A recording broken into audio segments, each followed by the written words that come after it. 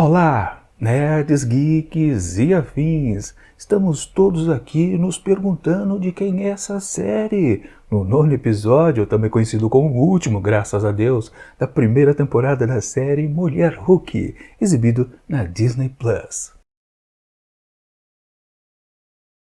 Pois bem, pessoal, finalmente acabou esta grande porcaria, chegou o grande momento. Pois é, estamos nos livrando desta coisa asquerosa que a Marvel ofereceu para nós fãs. Pois é, né?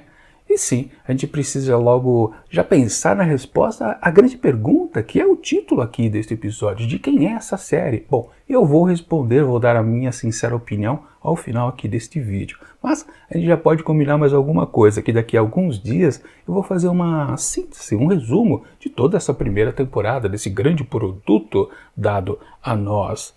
Onde eu vou malhar mais um pouquinho, claro. Mas vamos nos focar aqui neste vídeo a respeito, claro, do episódio de encerramento aqui desta primeira temporada. Infelizmente a gente tem que considerar que vai ter uma segunda temporada, com certeza. Não tenho dúvida disso. Enfim, né? Logo de cara, e aí eu posso até confessar para vocês que eu gostei. O modo como esse episódio abre é interessante, porque tem tudo a ver com algo que eu gosto muito, que é exatamente aquelas imagens meio malucas que você não consegue entender direito logo que inicia o episódio, porque talvez você não tenha referência. Mas se você é um velho como eu, que curtiu um certo episódio lá da década de 70, mais especificamente acho que em 1978, né, estrelado por Bill Bixby e também por Lou Ferrigno. Sim, quem eram esses dois? Bom, dois atores conhecidos lá daquela época, né? Infelizmente o Bill já faleceu, o Lou Ferrigno tá de boa aí, né?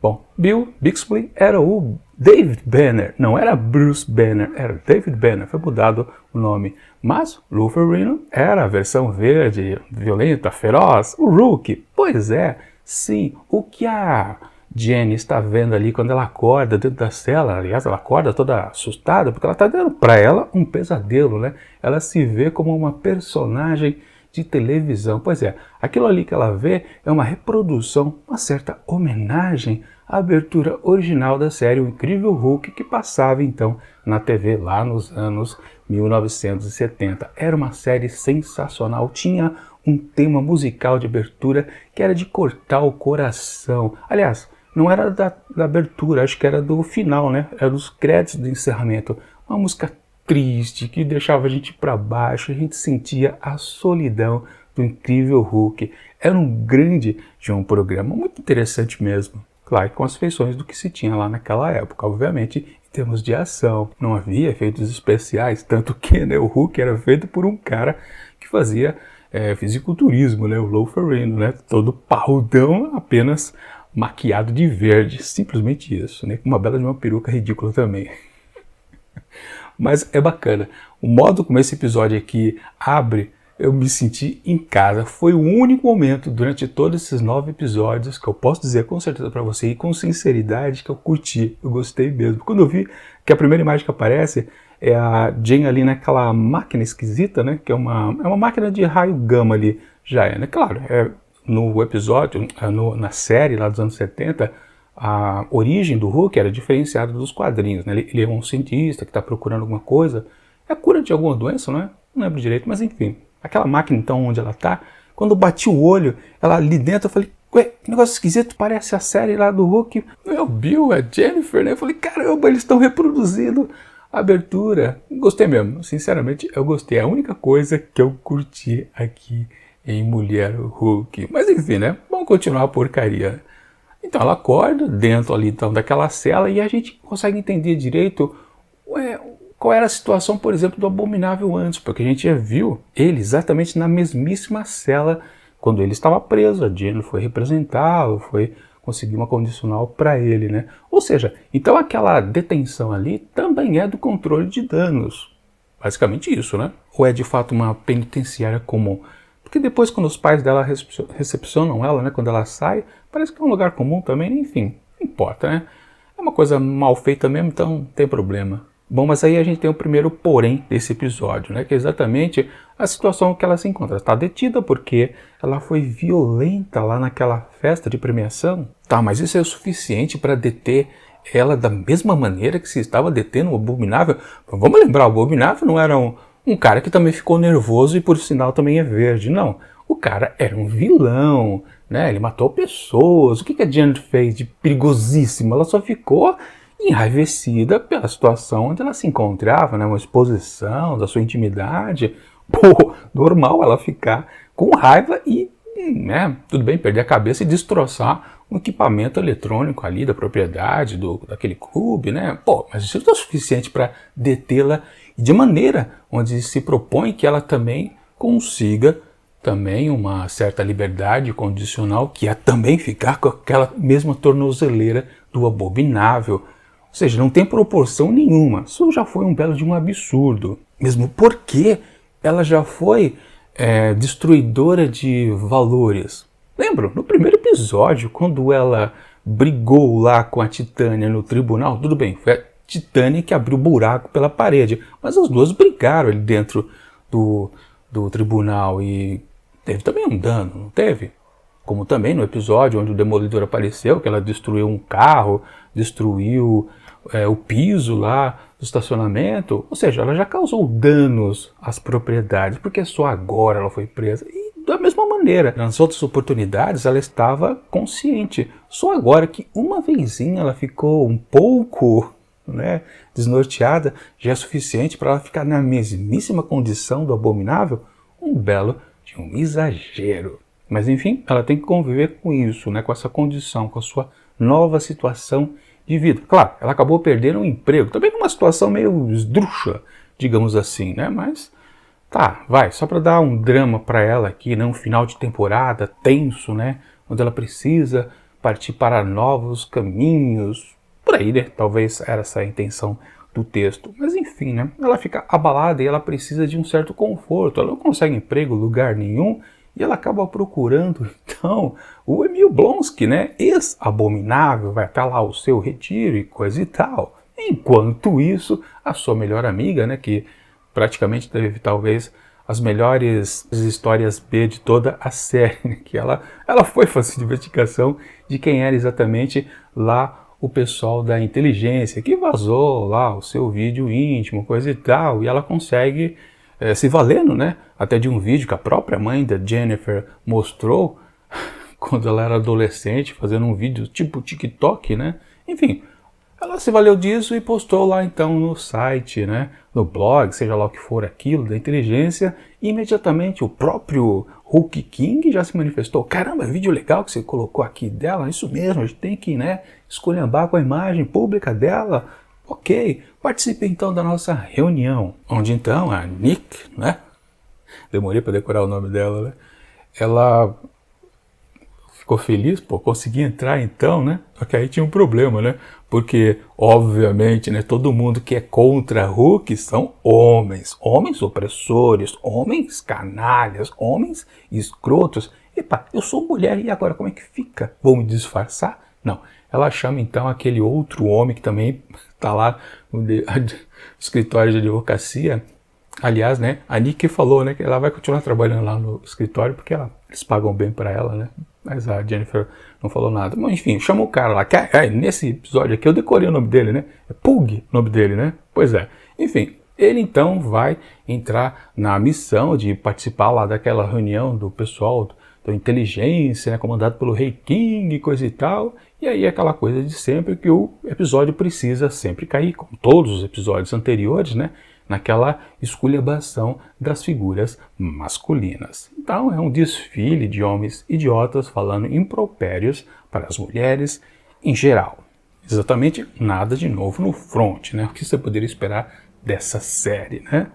Bom, temos então que aí a coisa começa a ficar estranha. Logo que a Nick chega lá com o Pug, ela estaciona o carro e eu meio que vi o portão e falei, ué, parece o retiro lá do Emil, e de fato as duas coisas se conectaram. A Jen já tá ali dentro do retiro, porque ela encontrou aquele cara lá que tentou agredir ela lá no segundo episódio, coisa e tal, e o cara fala pra ela, não, o Emil está sim aqui, ele está lá no galpão, participando de um evento com outros participantes ali de alguma coisa, enfim, ela vai lá, então, ver do que se trata. E enquanto ela se aproxima do local, o Pug lá consegue a confissão daquele cara lá, aquele homem todo ou melhor dizer, homem uma definição pouca, né? Aquele boçal, aquele babaca, aquele idiota, né?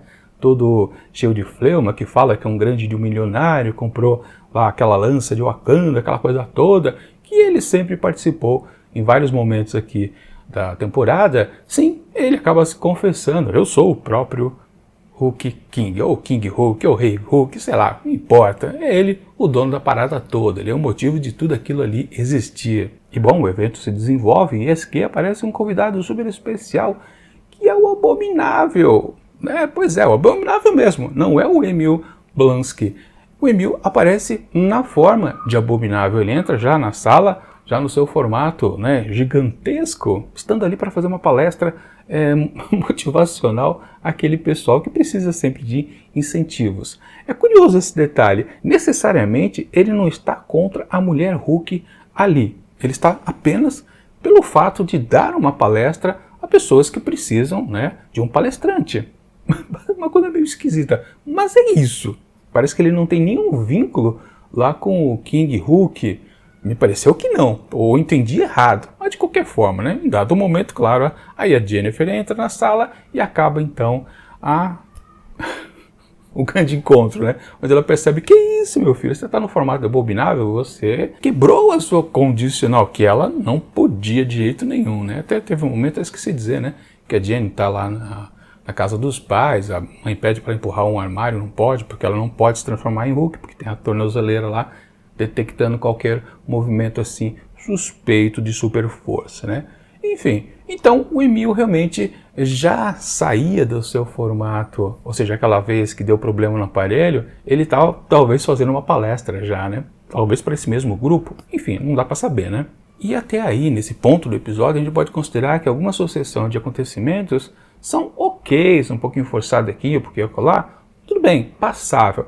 Mas daí em diante a coisa fica completamente maluca, porque simplesmente a Jean quer confrontar o Abominável, mas ele diz que não, e aí acontece a sucessão de grandes aparecimentos que não tem sentido nenhum, como por exemplo, né, o Hulk aparecer, a Titânia também surgir por ali, e a coisa fica tão maluca que a própria Jean para tudo, fala então com nós, espectadores, e reclama. É isso mesmo que está acontecendo? É isso que vocês querem? Peraí, não, isso precisa ser consertado. E ela vai num grande esforço realmente de quebrar a quarta parede, ela entra dentro do menu do serviço de streaming da Disney Plus. Ela sai lá do seu ícone e vai para o ícone dos Vingadores para poder acessar por dentro. E esse que, depois ela já está dentro dos estúdios lá da Marvel ou da Disney,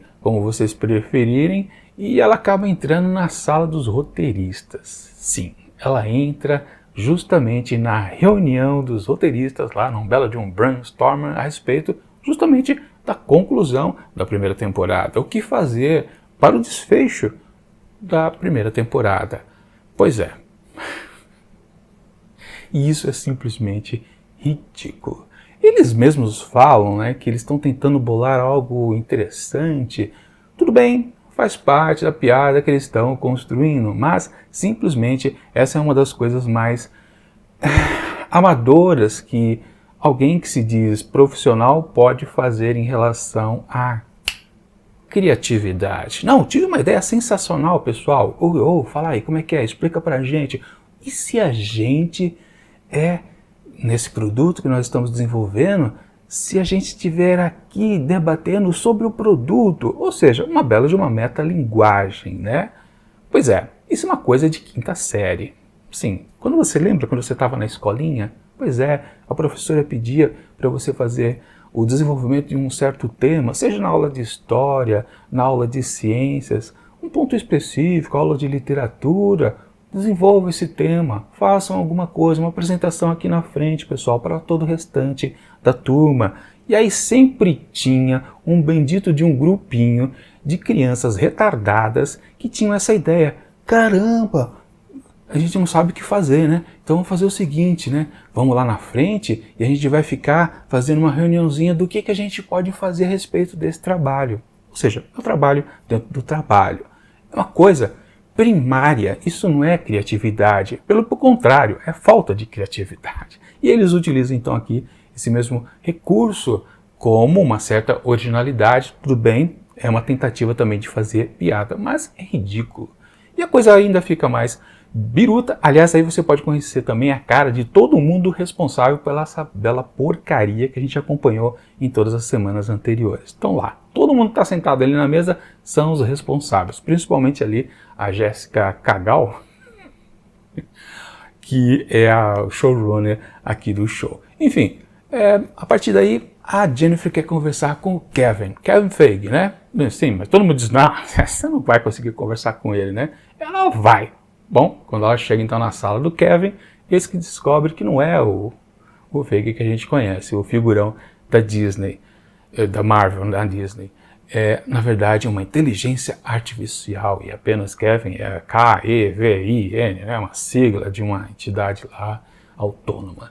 Enfim, aí vem um papo furado danado, porque ela é a dona do show, ela quer terminar à sua maneira, meu show, minhas regras, né? Você sabe o que isso significa, né? Enfim, ela quer modificar tudo, então os finais ali, ela quer que eu esqueci de dizer, né? Depois o King Rei, né? Ele acabou mostrando que ele sim foi o responsável pelo roubo do sangue da Jennifer, que ela nem sabia, para falar a verdade, que tinha sido roubada nesses termos, né? E ele injeta no seu corpo, então, seus cientistas conseguiram desenvolver alguma coisa, fórmula mágica, sei lá o que, né? Eles se transformam num certo Hulk também, né? Uma das coisas tão primeiras que ela pede ao Kevin, a entidade lá tecnológica, é que tire ele não se transforme mais no Hulk. Como também o Abominável não tem uma participação ali, também é voltado à forma de Emil. E também o seu primo, né? O que o primo dela está fazendo ali também ao final? Ela não chega a falar nada da Titânia, né? E parece que ela não reclama da Titânia ali, né? Mas enfim, ela quer tudo diferenciado aos moldes que ela acha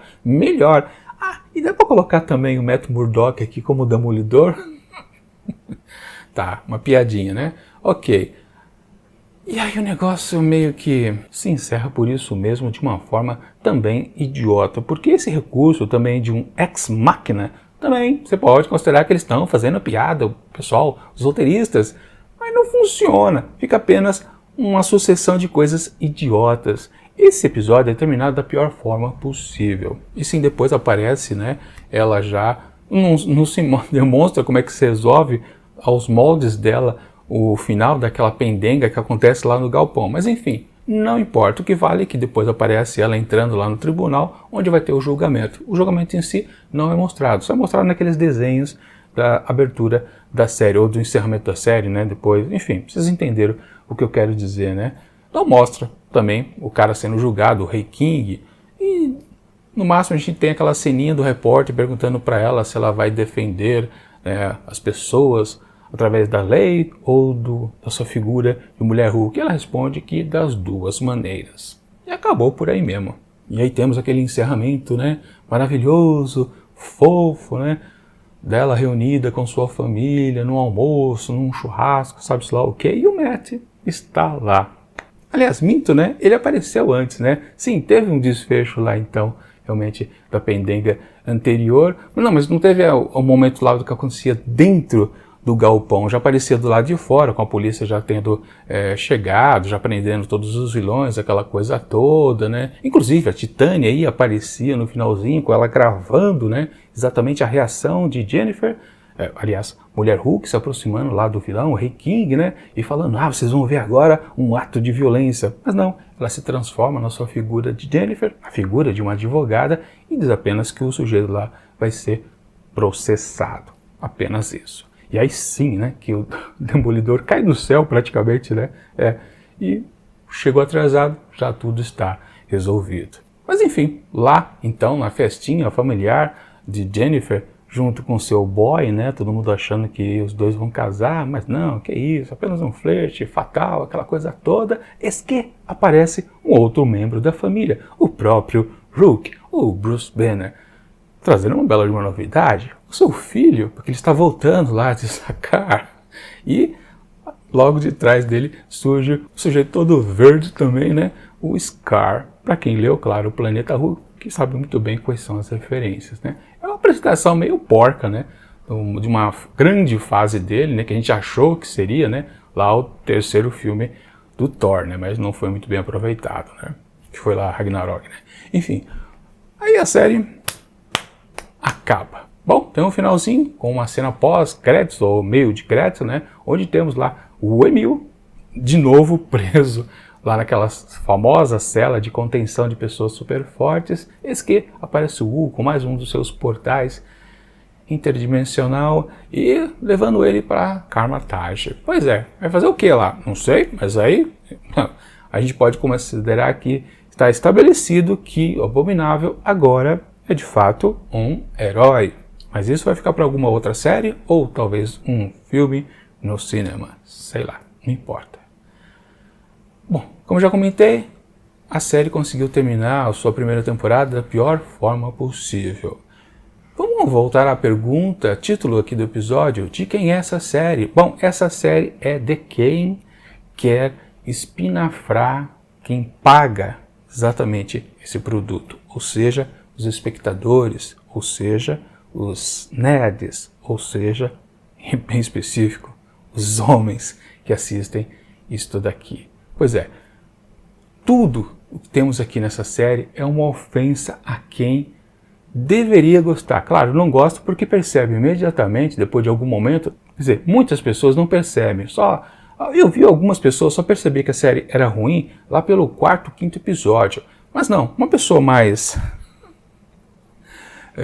sincera consigo mesma consegue perceber que essa série é uma porcaria antes de acabar o primeiro episódio. Nos primeiros minutos você já percebe que isso que está sendo apresentado para a gente.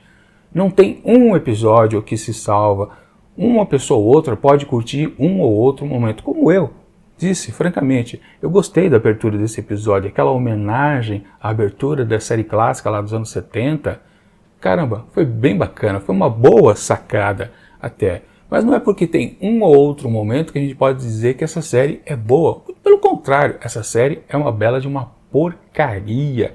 Uma porcaria que acho que nunca vai ser batida. É impossível conseguir bater isto daqui. Mesmo uma segunda temporada, uma terceira temporada aos mesmos moldes, não vai conseguir superar, porque o ineditismo transforma esse 1 quilo de merda numa coisa que não vai ser batida. E sim, existem séries que elas começam ruim e vão piorando. Essa aqui eu não vejo como piorar, porque ela já é uma excrescência desde o começo. Ela já é uma ofensa aos nerds, já é uma ofensa aos homens. Ela não tem outro objetivo senão esses dois motivos. Ela não quer ser uma série de super-herói, ela não quer ser uma série de direito, advocacia, questões de tribunal. Não, ela não quer ser uma série cômica. Talvez é o que eu mais tentem ser e falham também miseravelmente, né? Ela não é engraçada, ela não é dinâmica, ela não é esperta, ela não é original. Esse episódio aqui é uma falta de originalidade incrível e abissal. Para esta bela porcaria que conclui a primeira temporada, eu atribuo apenas mais outro 0, mas naquelas de poder dar uma nota negativa, então vai lá um belo de -5. Pois é, -5 que esse episódio merece. É quase um resumo do que é esta bela porcaria chamada de Mulher Hulk, a defensora de super-heróis. Pois é. Bom, vocês concordam comigo ou não? Deixem comentários na seção de comentários aqui desse vídeo. É isso.